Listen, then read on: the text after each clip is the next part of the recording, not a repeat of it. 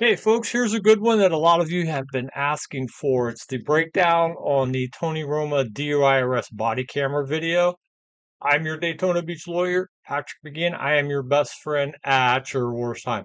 I was a Miami-Dade County Sheriff's deputy for almost 20 years, and I made thousands of these arrests. I was a DUI instructor while I was there, and I taught hundreds of officers how to make DUI arrests. I've gotten awards for it. I got awards from Mothers Against Drunk Drivers for DUI enforcement. And as a lawyer, I regularly defend DUI clients. This particular case, I'm going to break it down into two parts. I'm going to break it down into the traffic stop, which you see the video above me, and the second part will be the standardized field sobriety tests, which are the walk and turn and finger to nose and all that stuff. So we have the original stop. We'll get into that first, and then we'll break it down further step by step, what I see, what I am looking for in a DUI case, and what I would look for as a DUI officer. So let's skip on over to the full screen video and run from there. So here we have the stop, and I'll break it down. When I break it down, I'll stop it and show you what I'm looking at and what I'm noticing in the case. It's good to see Tony Romo is a Jeep guy. I am also a Jeep guy, although he is a Gladiator guy, and that's not really a Jeep. But anyway, that's besides the point. So he is stopped here by a Milwaukee County deputy in Milwaukee, Wisconsin, on the interstate. The interstate is always a dangerous place to stop people, no matter the time of day. Here it is almost 5:30. It's 5:29 in the afternoon. Traffic is pretty heavy. You see they are moving over for him.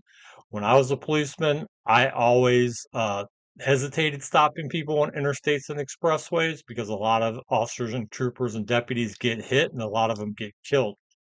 The interstate is a very dangerous place because everybody is going at least, 50, 60 miles an hour. They didn't have, when I was a policeman, they didn't have the move over law. Here it looks like they do. Cars seem to be moving over except for this one person here, and I didn't catch that in the beginning, whether they were in the lane or not, or whether they slowed down. But that's neither here nor there. They stopped Mr. Romo for traveling across the gore. And if you don't know what the gore is, I'll show you here. It's this white triangle that's present on entrance and exit ramps to limited access highways.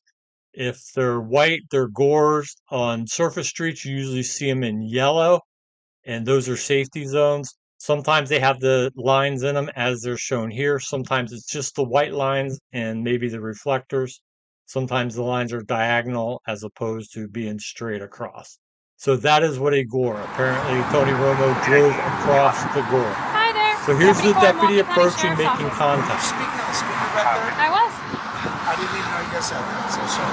All right. Reason for my stop today. Yep. That was what you said. Yep. Gotcha. Reason for my stop today is the unsafe passing on the right, the lane Say deviation. it louder. I'm sorry. Unsafe passing on the right, cutting across the gore. Obviously.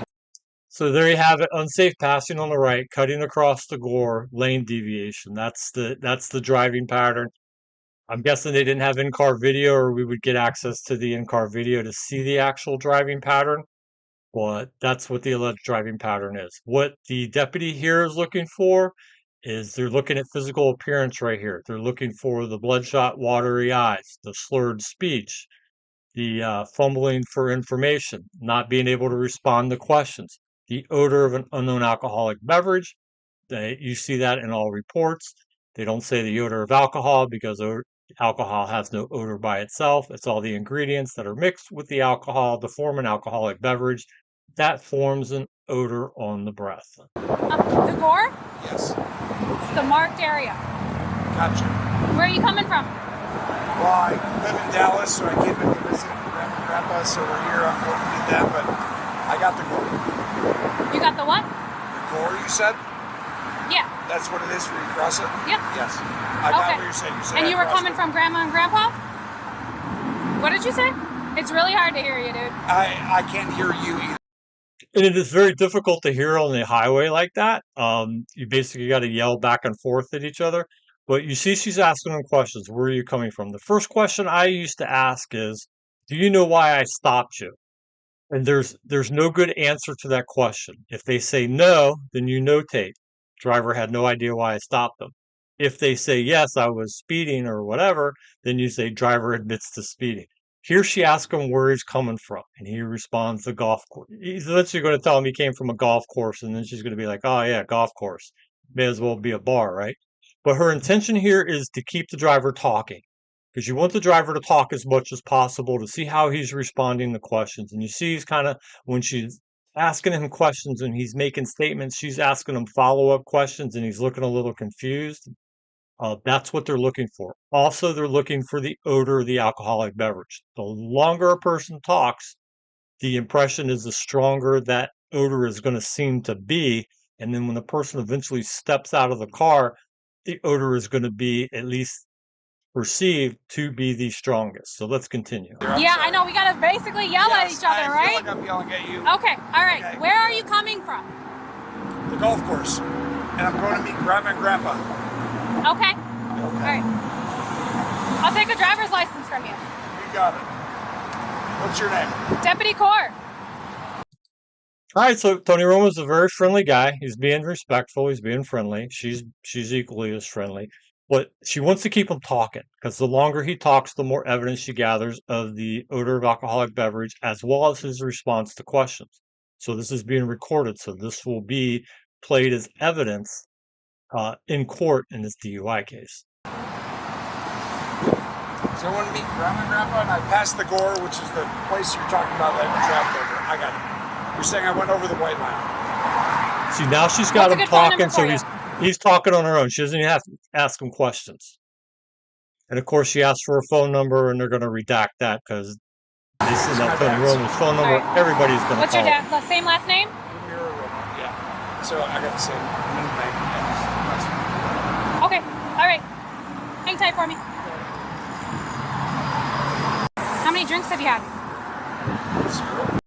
All right, so she goes back to the car. She's running this DL. They cut that part out. She's running them for wants and warrants. Now she's coming back at the car. So I'm assuming, and you can't really tell here. I mean, you can see his eyes somewhat. If she's got the cause for the DUI, she's got the bloodshot, watery eyes. She's got the odor of the unknown alcoholic beverage. His speech seems pretty good. His responses are a little off. That's what I'm noticing in this case. But she obviously thinks she has cause for the DUI, and she's going to make the DUI arrest here shortly, or the DUI detention here shortly. You're coming from a golf course? I played in a golf tournament in Wisconsin State Amateur. Okay. So it's like a USGA event. Okay. All right. I'm going to run you through some fields. What's that mean? Field sobriety tests. Are you willing to take any field sobriety tests? Okay, so now she's offering the field sobriety exercises. They always trained us to call them exercises and not tests, because there's no pass or fail. There are simply cues. They call them standardized field sobriety exercise. They're anything but standardized. They're a bunch of weird exercises that a lot of people probably couldn't pass if they were stone cold sober. Call my lawyer, and then I'm just going to fill in if that's okay. I'm sorry? Do you want me to take me through? Okay, so now he wants to call his lawyer, which is what he should have done in the first place. The worst thing you could do is, in a DUI case, if you believe that you've consumed alcohol and you are over the limit, is to say anything. Just do not answer questions. Invoke your right to counsel. Do not engage in frivolous conversation, because that's what they want. They want that engagement in conversation to gather evidence of the odor of the alcoholic beverage. Field sobriety Yes, test you're right now? denying to step out of the vehicle pending fields? I'm just going to call my lawyer. Okay, step out of the vehicle. I'm going to call him. Okay, so now they're getting into the argument, and it's not going to be anything major, but they're getting into the argument about the field sobriety test. She is going to take him into custody at this time. Step out of the vehicle. I'm not allowed to. Step out of the vehicle.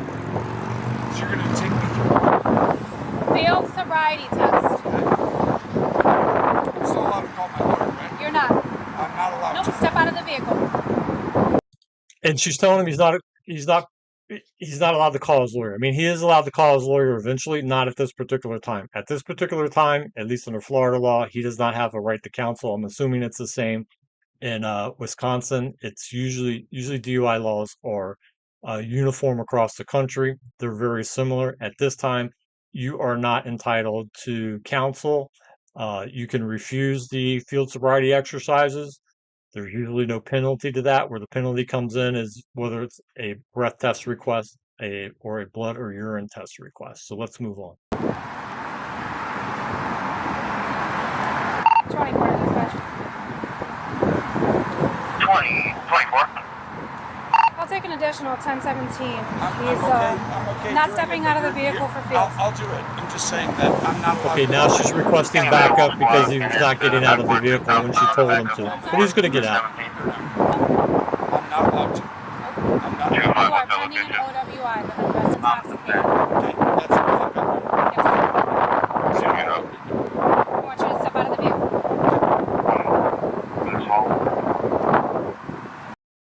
Okay, stepping out of the vehicle is one of the big observations that they make on DUI arrests. You want to see how the person steps out. Do they fumble? Do they stumble? Do they use the vehicle to support them? Copy. His motions are very slow. Yeah. As he steps out, he's grabbing the door. Step out the field. So you're saying because you think I can't do that? All right, so you're going to All right, he seems to be okay there. He's walking pretty good. step in front of my Mind vehicle. if I put this right here? Step in front of my vehicle, yes. We'll put you back on this. He'll be hired at C20 shortly. 24 squad, slow it down. He's out of the vehicle. I'll be conveying him to the Sally Port for field. I'm fine. It's fine. Turn around for me.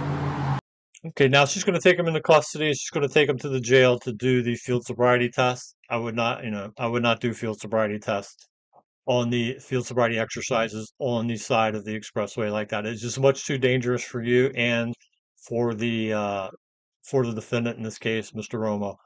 You're also responsible for his safety. You don't want him to get hit. You don't want anybody to run into the back of your police car and move into him and hit him and him get injured. So for his safety and the deputy's safety, they're going to move him from the contact location to the jail for the field sobriety exercises. She's going to cuff him up here in a moment. Additional squad I think copy. there's a good chance that Patting you down for weapons, okay? No Copy weapons on you? you? Okay, all right. You're detained pending an OWI what's your name? investigation. Deputy Core, sir. are you going to take me through the? I thought you were taking me through it. So, as of right now, we're on a leveled ground. We're on a bridge. I want to convey you somewhere that's going to be an even surface, free of debris. Yes, I agree. So we don't get hit. Turn around for me. I get you. We need the cars. Yep. I just want to make sure it doesn't too far have a PVT. 24, that's a negative.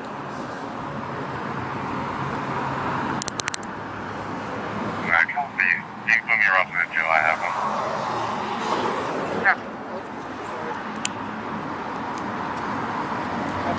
I'll grab your phone for you, okay? I'm already at the jail. Do you need any help? What All about right. So, what about the keys and everything? okay, hang on. Nope, my bad. 5 you can stay at the jail and 2 you can go back. I will grab the keys. Your phone, I will grab as well, Copy. okay? Easy. You're detained pending an 45 all OWI things. investigation. I patted you down for any weapons. I would normally seat you on the passenger side. Due to it being so close to the concrete barrier, we're going to go into traffic very carefully in the Seriously? distress. Why Yep. not? Why not this way? Because you're not able to fit, sir. There's no... So we're going to walk Kinda in the big, distress. We're going to go in the distress. Can we grab the phone first? I will, sir. and the I only have keys? 2 hands. I'm northbound at Howard to more of a car to sit on that vehicle. Have a seat.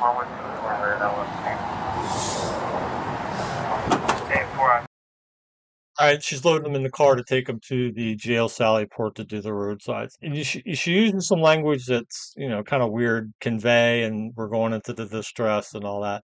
I've heard those words before, but most people don't understand them. Most people, you got to tell them, hey, I'm going to take you to the jail. We're going to do roadsides, and I'm going to take you into the lane briefly to put you in the car. That is one of the most dangerous parts of one of these traffic stops is taking a person into a lane to put them in the police car. Because, like I said before, cars are moving along. It's an interstate. They're going fast. At least they appear to be slowing down for her in the lane or moving over, which is always good. They didn't have that when I was an officer. At nighttime, it's also very dangerous, even if the traffic is lighter, because you have other impaired drivers out there. There's I guess a theory about how these happen, but when impaired drivers, depending upon the level of intoxication, when impaired drivers see officers stopped on the side of the road with the red and blue lights flashing, they visually fixate on the red and blue lights. And of course, when you're driving, you drive where you're looking. And that's the reason for a lot of these collisions, these high speed collisions where trooper cars and deputy vehicles and police cars get rear-ended on the highways and cause these catastrophic injury accidents because of that. So you always got to be careful of that. Like I said, I did not like stopping people on these limited access roadways, either highways or interstates. It's exceedingly dangerous. It's dangerous for you. It's dangerous for the driver. It's dangerous for other motorists. But it has to be done. I mean, you can't let a DUI driver meander down the road until he gets off the expressway or some other thing happens. You have to stop him and you have to take action, particularly when they're driving all over the road and they're endangering everybody. So there you have it. That's part one. That's the stop. Next part I'll do next day or so is the standardized field sobriety test. That's everything I've seen. You add in there if the odor is present. Of course, you can't smell it on TV, but if the odor of the alcoholic beverage is present, the eyes are glassy and bloodshot, based on his verbal responses, the way he's responding, I would make this DUI arrest and take him in to do the roadsides. So there you have it from an experienced police officer of almost 20 years, making thousands of these arrests. Uh, Getting awards for them, teaching them, defending them. That's what I see in this particular case. Let me know if you see anything different or you disagree about anything. Put it down in the comments below and we'll discuss it. And then we'll get on to part two. Thanks for watching. Make sure you always like and subscribe if you like this content. It helps get me out and get this information out that I enjoy putting for everybody's educational purposes. Thank you very much.